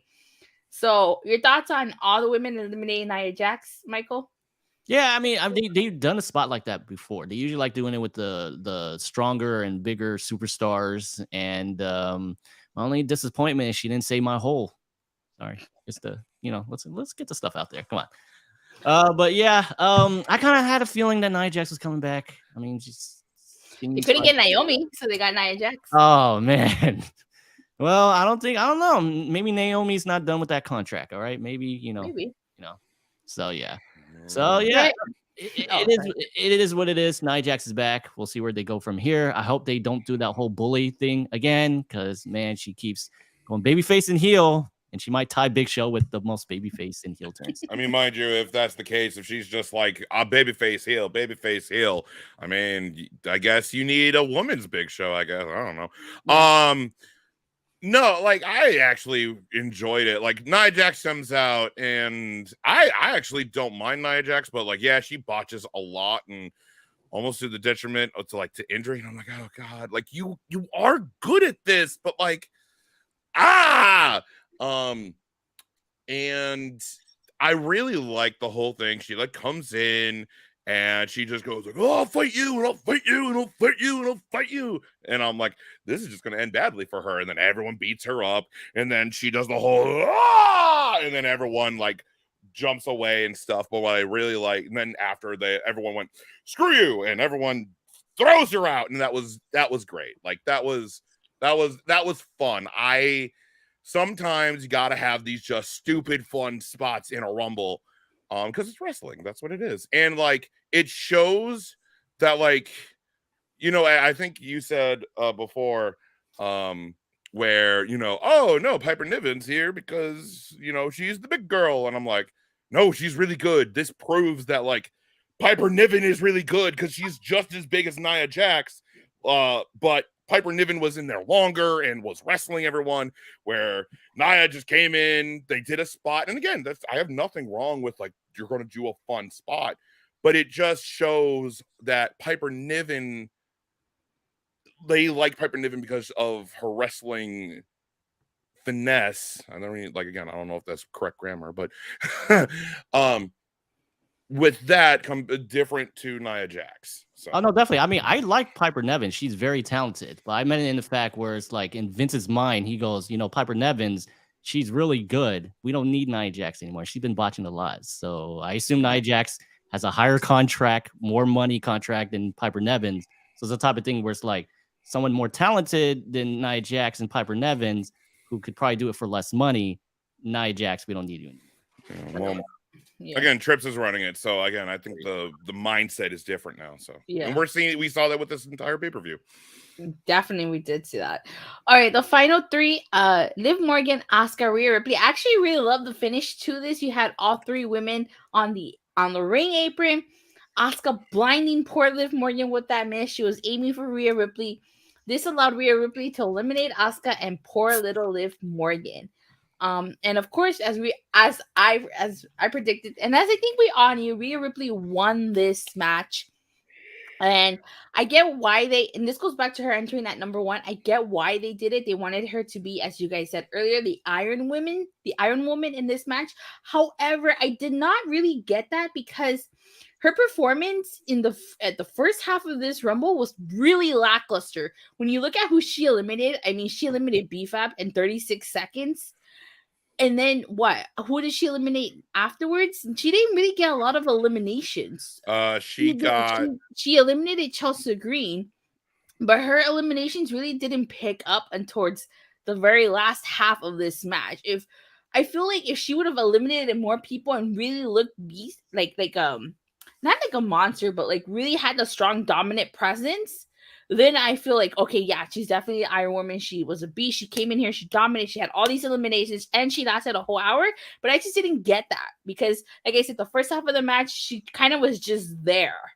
But her performance totally picked up towards the second half. But Michael, you go first. What are your thoughts on the finish, the final three, and overall Rhea Ripley's performance in the Royal Rumble? I thought Rhea Ripley did really good. I did actually like that finish, that little flip she gave Liv Morgan. Oh, I hope Liv Morgan is okay. I like the way they handled it. I thought Rhea Ripley, she did fine. And the fact that she was the Iron Woman is what they want to promote.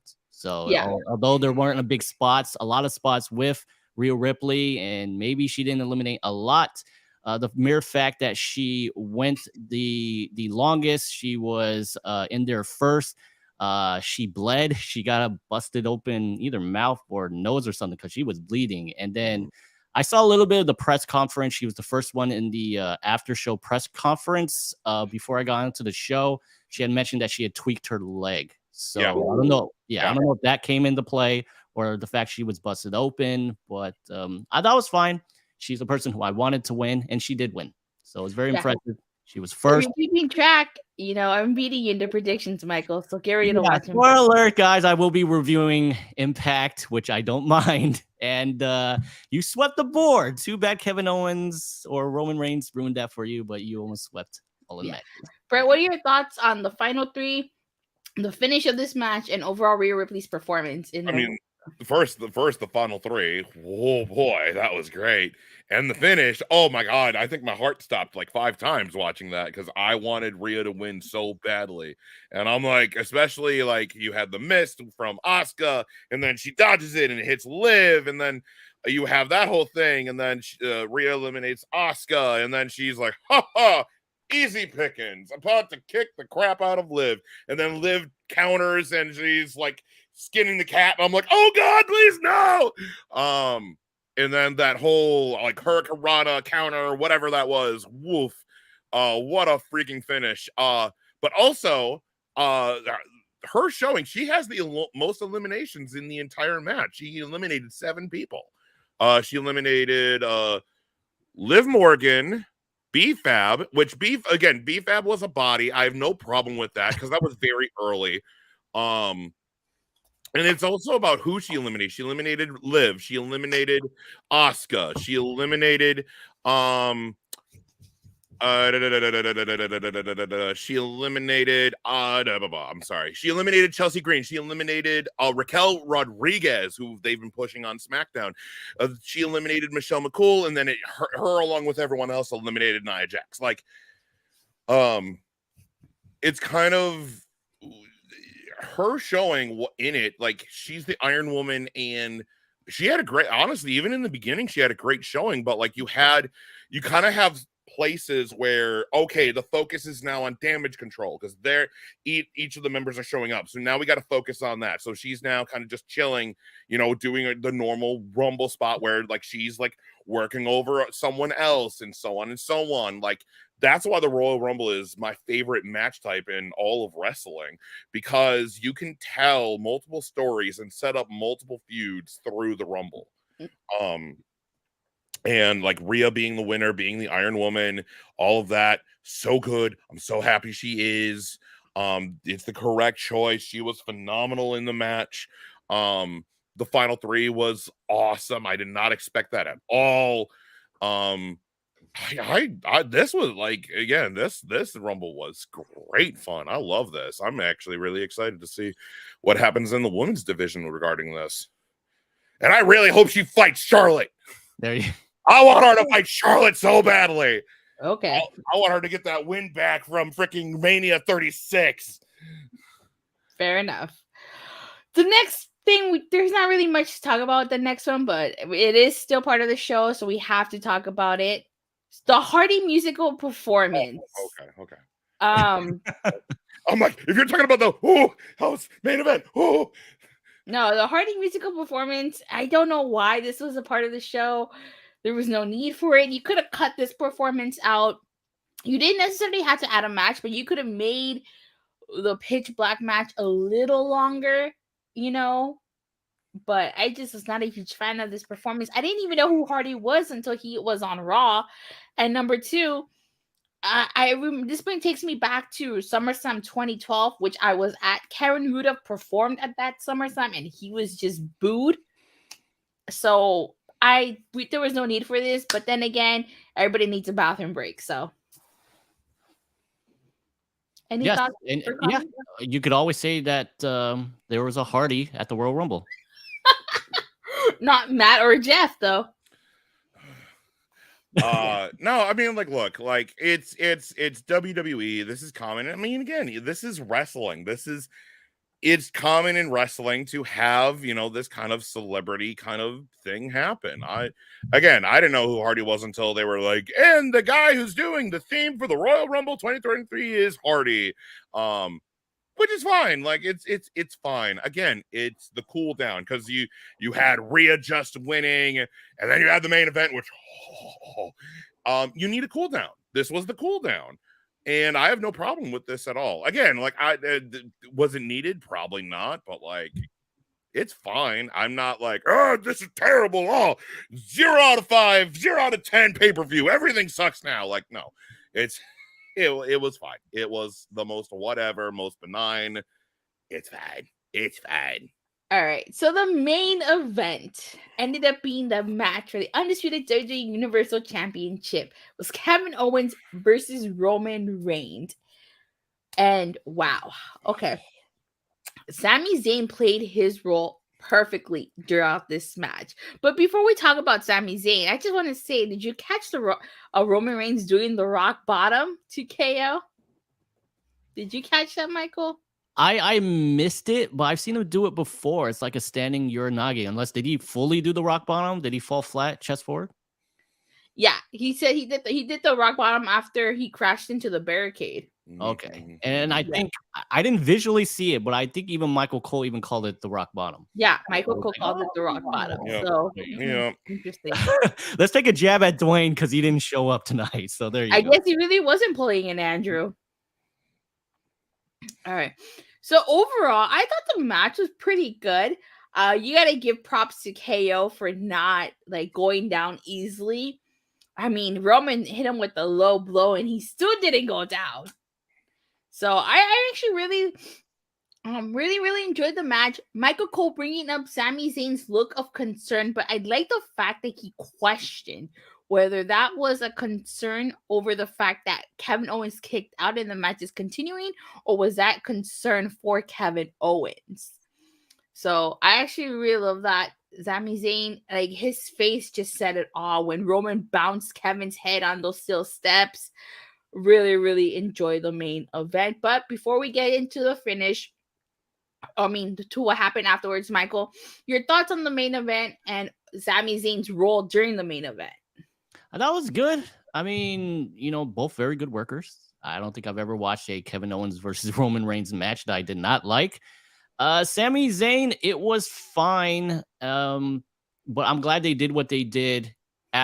Listen, do I want Sami Zayn to stay in the bloodline a lot longer? Yes, but I understand why they're doing what they're doing. We know the location that the Elimination Chamber is going to be at. They know, they know their crowd. And I'm glad they did what they did afterwards, because during the match, I'm kind of like, well, what's different? I've seen Sami be concerned before, so I hope they do something a little bit more, and they did. So yeah, we'll talk about that right now. Brett, what are your thoughts on the match and Sami Zayn's role during the match? I mean, Kevin Owens versus Roman is just great. I love last year's Rumble match when it was no holds bar, all that kind of stuff. That was really fun, but this was more story driven. And Michael Cole is hands down one of the greatest announcers in now that he's not handcuffed. Yeah, I know. When you don't have Vince yelling in his ear, like when you let Michael Cole just do his thing, he is hands down like one of the best. With Sami Zayn, what I really liked about, like, again, you saw throughout the match, they were kind of focusing on Sami and his hesitation with everything that was happening in the match. You had Paul Heyman like, oh, we love you, your tribal chief. Shmuley loves you. All this kind of stuff. And you see Sami go like, yeah, one. Like the hesitation with it. Even during the entrance where it's Sami, it's Roman, and Paul. And normally it's just, he's like, yeah, one, yeah, Not this time. He was very hesitant and everything like that. Like, I really like they pointed out how hesitant Sami was throughout the entire thing. The match was phenomenal. The match was great. I love the near falls. I love the ref spot. He gets out, the low blow, but there's no ref and all this kind of stuff. Like everything about it was so well done. And I can't wait to talk about this finish. Oh. Yes. So obviously, Michael, as you predicted, Roman Reigns was going to win this. I think that was obvious from the get-go. It's the only prediction you got correct. I know. So you're watching Impact. I am watching Impact. I have no problem. Would rather watch Impact than NXT. So you should have had him watch NXT. The loser should watch NXT. I was supposed to watch NXT. If you want to, Dusty, we can do NXT. No, I'm good. I'm good. But All right. So obviously Roman Reigns wins this match, and and then the Bloodline comes out, and Jey Uso, and I love the fact that it was Jey, was about to put a lay. What is that called? A lay, right? A lay, I think. A lay on Sami Zayn, but Roman stopped him. He stopped him completely, and he ordered the Usos to attack KO. They hit him with the 1D. Then they handcuff him Solo Sikoa wraps the chair around KO's neck, and he does a hip attack. And after the Usos handcuff him, they give him multiple super kicks, and Reigns says that Sami is his family. And I really like this next part. Sami Zayn stops Roman from hitting KO with the steel chair. He tries to say that he is better than this, and you can see Roman is not too happy to hear Sami Zayn stopping him from attacking KO. So he hands him the chair, and oh my god, Sami Zayn hitting Roman Reigns to the back with the steel chair, very reminiscent, and you could tell Roman kind of got PTSD or a flashback to when Seth Rollins hit him with the steel chair when they broke up the Shield. And that I didn't realize that. I actually just caught that. Holy crap. There's so much layer to this. It's so good. I'm sorry. Keep going. I'm sorry. One of the things that I liked was that you could hear Reigns say that he cared about Sami, that he loved him. And when he ordered the Bloodline to attack Sami Zayn, I love the fact that Jay hesitated because, originally at the start of this, Jay Uso did not trust Sami Zayn. It wasn't until after the War Games match where Jay started to trust Sami Zayn. So I really love the fact that Jay hesitated and he simply walked away from this. And you could tell Roman and Jimmy and Solo are looking at him like, what the hell? And Roman's ripping the shirt off of Sami Zayn, and you can hear the crowd. The crowd was just like saying "fuck you, Roman," and early in the night we were chanting for Sami Uso. So the Royal Rumble closing with Sami Zayn laying there with his shirt ripped off and Kevin Owens handcuffed to the ropes. Honestly, a fantastic finish. Overall, one of the best storylines ever. But Michael, what are your thoughts on this ending segment and how it played out? Go ahead. So you had texted me Fightful Selects the match order, and when I found out that this match was main eventing, I text you back, right? I said, yeah, they're turning on Sami tonight. They're turning on Sami tonight. I'll say two things are going to happen. Okay, either they're turning on Sami tonight, or the Rock is coming out at the end. He couldn't physically be in the match because he says he's not in good shape. I said either the Rock is coming out at the end or they're turning on Sami, and they did. I thought this was a very good segment. Huge shout out to the crowd. The crowd sold this. The crowd was really hot for this. There was a particular moment where Roman gave the chair to Sami, and he's like, I'm not going to do this. You're going to do this. We assume it's the final test, right? He raises the chair in the air, right? And the fans are like, ooh, because they think they're going to hit Roman right then and there. Mm-hmm. All right. He eventually did it. But when he raised that chair, people were like, whoop, he's going to hit Roman. They knew it. It was red hot.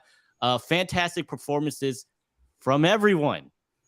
Jay, Sami, huge props to Roman Reigns. Roman's the best. Roman's hands down the best. Keep going. I just had to say that. He must have been taking some acting classes after he was in the movie Hobbs and Shaw, because the way Roman sold this, he was visibly upset when he really, it's the type of thing where it's like, was Roman using Sami this entire time? And if you saw the way Roman acted after he realized, dude, this guy who I just brought into my family, into the bloodline, all the stuff I've been invested in this guy like a son, he's basically turned on me.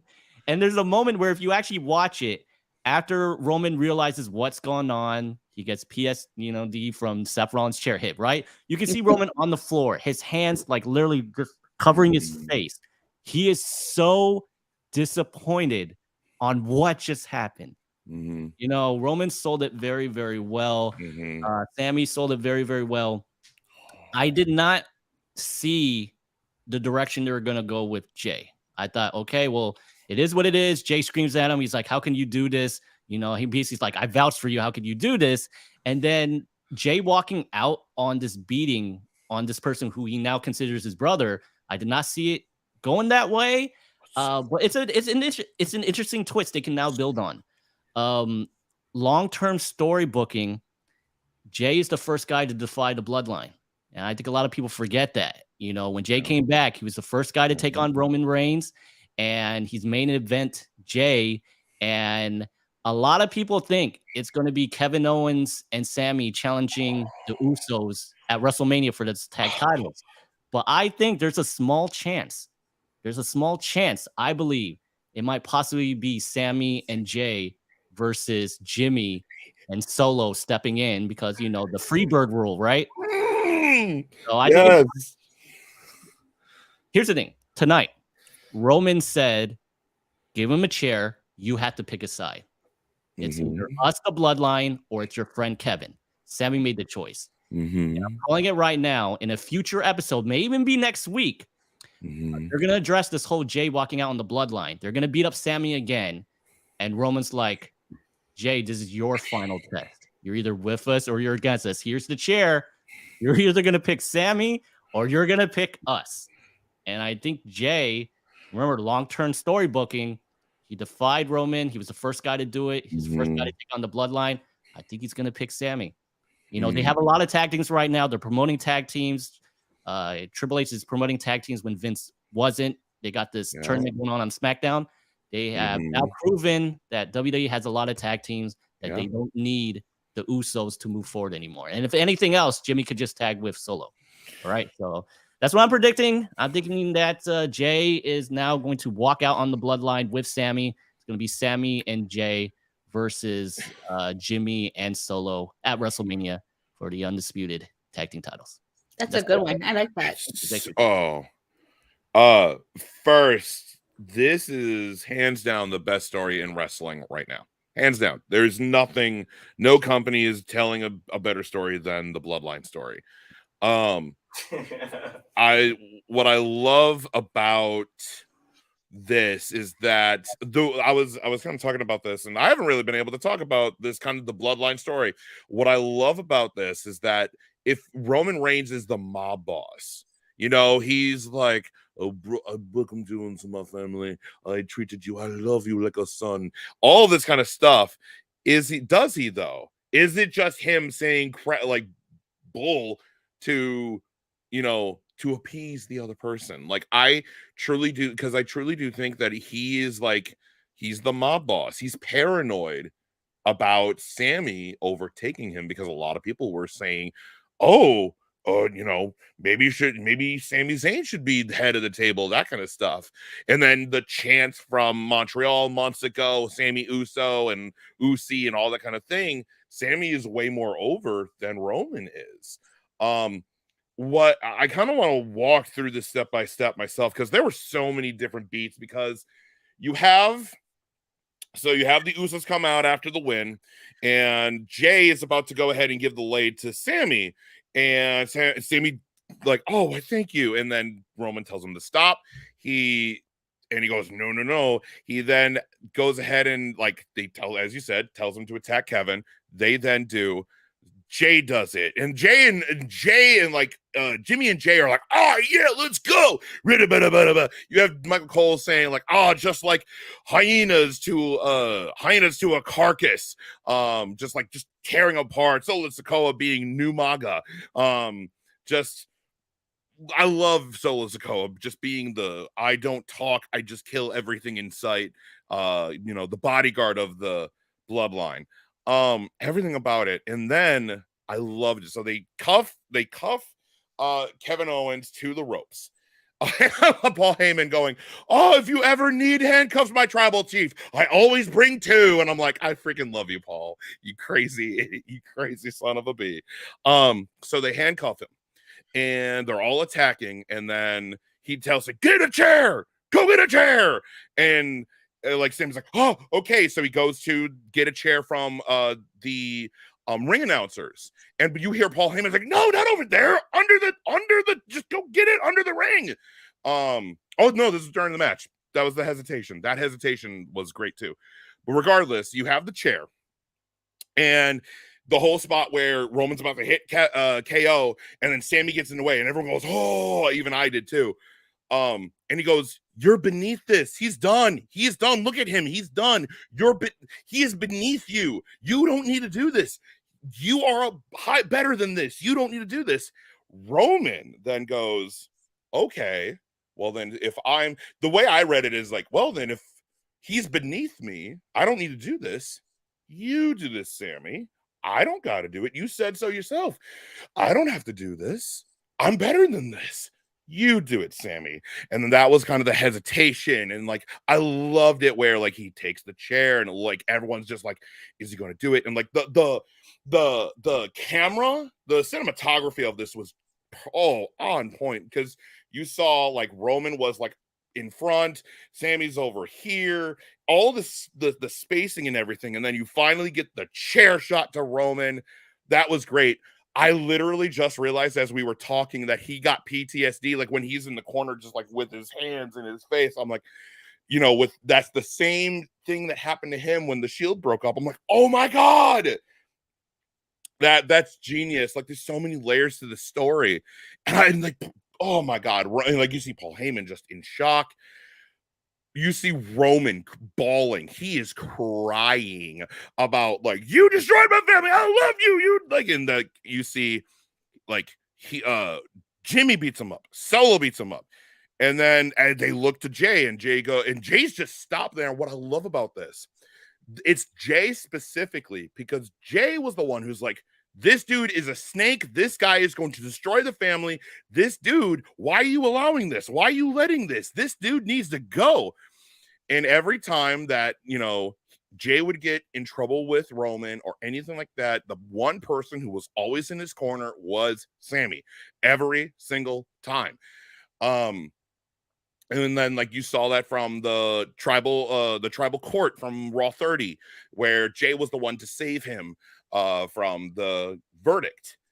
And then you see Jay just kind of just like, he doesn't know what to do because his allegiance is screwed up. He loves his family. He loves Jimmy. He loves Roman. He loves Solo.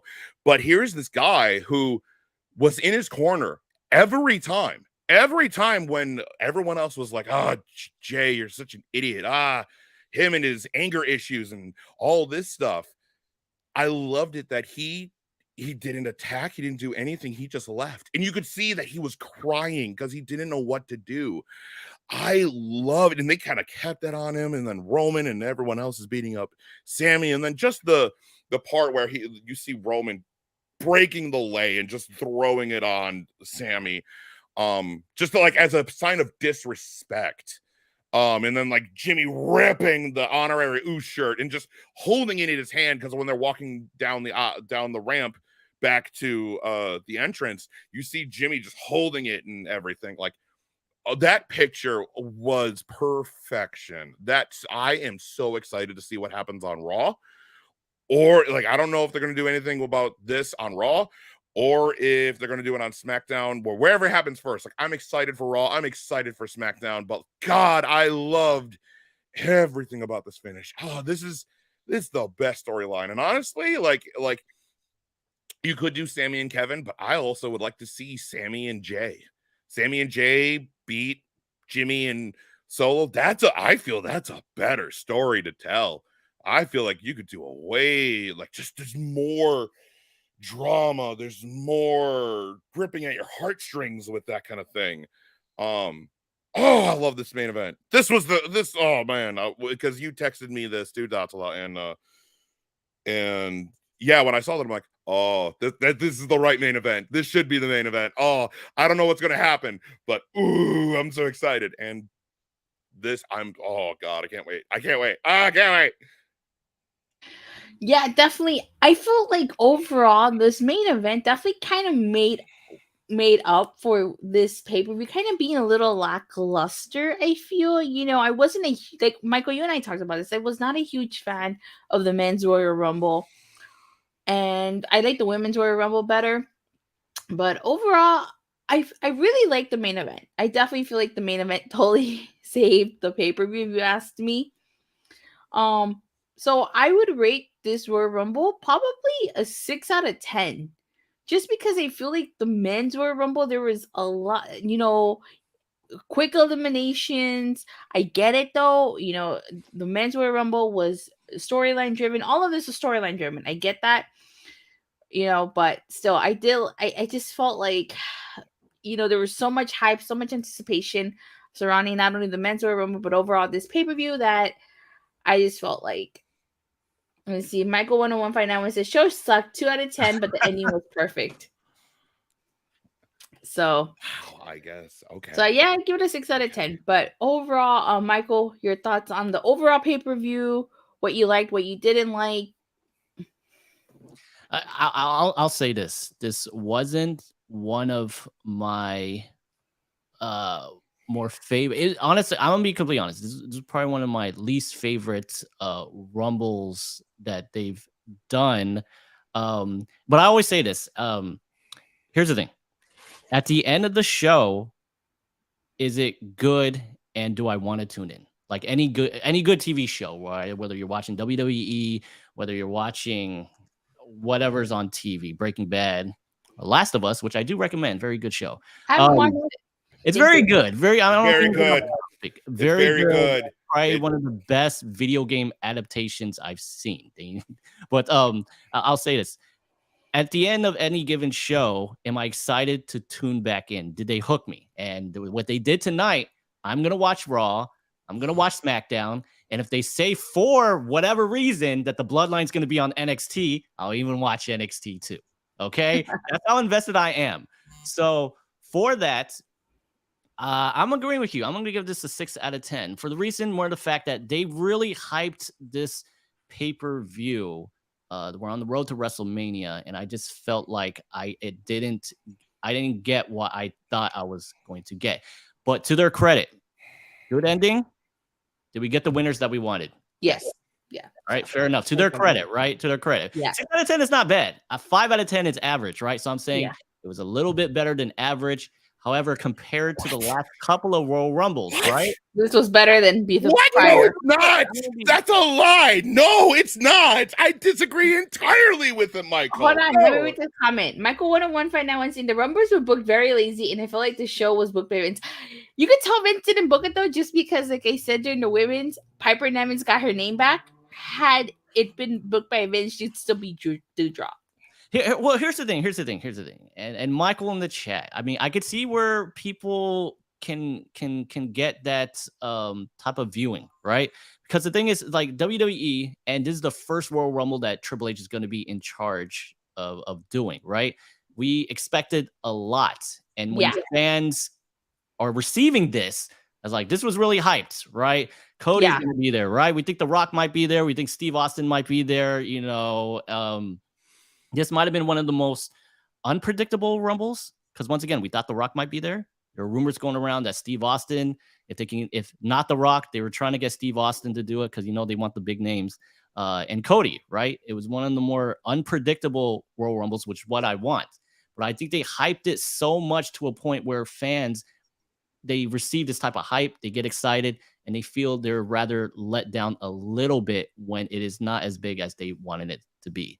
I'm not a spot monkey, but I kind of wanted a little bit more, stuff to go on in the Royal Rumble because this is my favorite pay-per-view of the year. Otherwise, it's just a average over-the-top World Battle Royale. I mean, once again, I'm not a spot monkey. I don't need surprise entrances all the time. But in the end, compared to the previous couple of Royal Rumbles, it didn't live up to the hype that was promised. Yeah. Brett, before I let you I don't hate it, by the way. I don't hate it. I don't hate it. It's just, it was average. Yeah. Fine. Yeah. Brett, before you go, let me just say one final thing. I do agree with you, Michael. It was better than last year's. I will say that. Credit. They gave us the winners that we wanted. The main event was fantastic, awesome storytelling. And like I mentioned earlier, we got to give them some credit. They used their roster. They used what they had. They didn't rely on old, past, heavy veterans like in the past. But I do agree with you. This Rumble was over. There was a lot of hype surrounding it. And I could kind of see why a lot of people were disappointed by it. But that's all I had to say. So, Brett, your thoughts? Okay, so I guess I'm in the minority here because I loved this pay-per-view. Do I think this is better than the Royal Rumble of 2020? No. The Men's Rumble of 2020 is, in my opinion, one of the best Royal Rumbles ever. It goes up there with Royal Rumble, the year of Mania X7. I can't remember which year. 2007, 2006? I can't remember. But Mania 17, X7. But what I loved about this Royal Rumble, this was just ridiculously fun. This Royal Rumble with like the matches and everything about it, like I love the Men's Rumble. The Men's Rumble was phenomenal.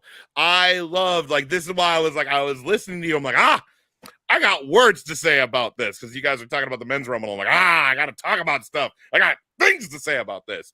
Gunther being at number 1. Gunther and Sheamus being the 1 and 2, great choices. I hope to God Kofi Kingston's okay. I am terrified for him right now because they were trying to do the normal Kofi spot, and I hate that freaking announce table at ringside. I feel like they need Michael agrees. 2020 Royal Rumble was great. Yeah, that was great. But what this was a great show where Mania 20 it was also a great show, but like the men's rumble Gunter was MVP of the men's rumble. Gunter was like amazing. Like every single person in here was awesome. Like Santos Escobar looked great. Drew McIntyre, Karrion Kross, Chad Gable. Even you're entitled to your opinion. I mean, like, look, here's the thing. Like, look, I understand where should Santos Escobar get more? Sure. But like the thing is they're still building that faction.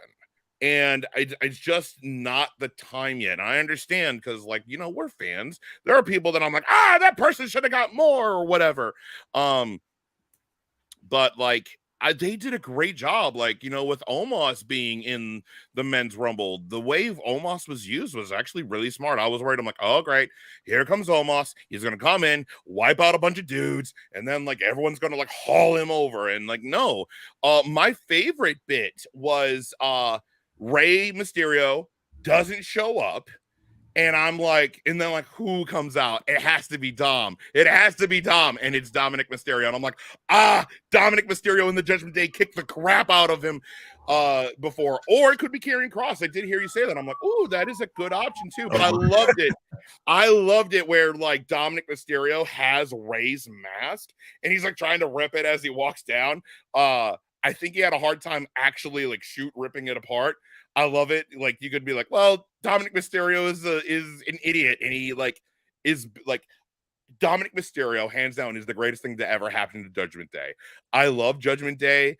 They are amazing. I love it that they are just like different Bullet Club. Like it's just 4 people just having a blast and being dickheads on Raw. It's great. I love everything about Judgment Day. I love it that like you had Dominic Mysterio, had Damian Priest, who had Finn Balor show up, and then the next person was Bray. I don't mind to cut you off, but we are pushing almost 2 hours. So if you can just wrap up, please. No, you're good. Great. Because we already talked about the men's rumble. So no, you're good. I just wanted to get my piece out there, but no, you're okay. No worries. Few last things. Logan Paul, can't stand him, but God, he's just one of the best wrestlers there, and I hate it that he is. That spot with him and Ricochet was amazing. And Cody Rhodes is better than everyone's favorite. Cody Rhodes is better than your favorite wrestler. Yeah, Cody Rhodes. Cody Rhodes is the greatest. Come and fight me on that. Cody Rhodes is the greatest. I love it. I'm so happy Cody Rhodes won. Yes, I'm so happy. This is great. So what would you give the pay-per-view? What would you rate the pay-per-view? 10 out of 10, 5 out of 5. It's so good. I loved everything about this. This was amazing. Okay, well, there you have it. So with that being said, you guys, I know this is a long show. I was not expecting to go 2 hours, but thanks. Well, it's because I showed up. I'm sorry. I talked too much. But you can blame me. So with that being said, that does conclude the review. Thank you guys all so much for watching. Michael Chow did lose his prediction, so that means he's watching Impact with me. We'll talk about that more, Michael. But with that being said, you guys, thank you guys all so much for watching and for your continuous support. Please don't forget to like and subscribe. Make sure you hit that bell so you get notified whenever I go live or release a new video. And I hope to see you guys live Monday after Raw. All right, see you guys on it.